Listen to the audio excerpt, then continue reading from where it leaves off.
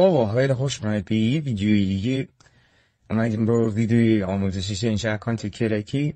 این پورت دوباره برای این سیزن، چون هر سیزن آپدیت میده و دیگه دوباره باز نوع چین شهرم فرق کرد. ولی این بار با سایت قبلی، چون ما سایت رو آپدیت دادیم و یک قابلیت جدید رو بردیم و از اون طرف دیگه امیدوارم خوشتون بیاد. حتما تا آخرها نگاه کنید، چون ریز بریز نکاتو گفتیم، ریز نکاتو گفتیم کامل و دیگه بدون این شرط اضافی بریم سراغ آموزش.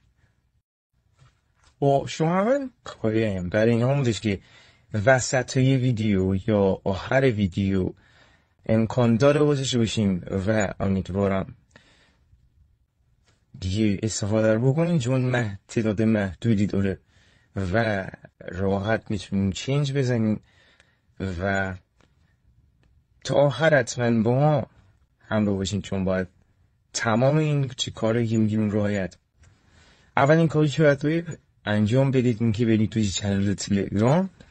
یه لینک اصلا در کپشن ویدیو، همین ویدیو که حتی فکر کنم بیشتر نم از تلگرام آمده. خب حالا اگه ندارید تلگرام رو یا اینستاگرام، از کپشن ویدیو میتونید راحت کلیک کنین و وارد اون لینکی مورد نظر بشید و اونجا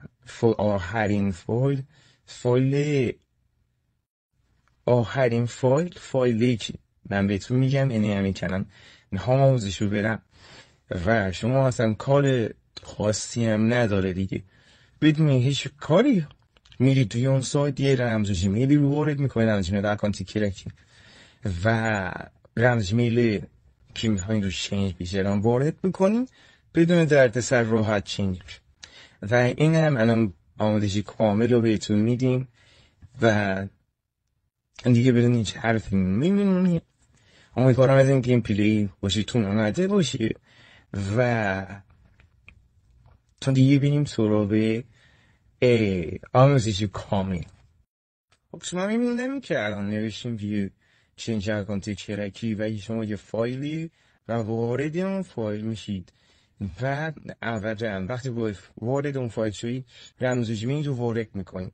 اولین رمز جیمیل اکانت مورد نظره که میخواد چینج بشه و اون ستاپ دومی که نوشته شده اون رمز جیمیل مورد نظره که باید بزنید برای اینکه چینج بشه و دیگه حتما تا آخرین چیزا رو کلمه رو حتما دقت کنید دقیق خودش باشه و اگر تایید بود بین 3 تا 24 ساعت چینج میشه و پیامش از طریق ایمیل ارسال میشه.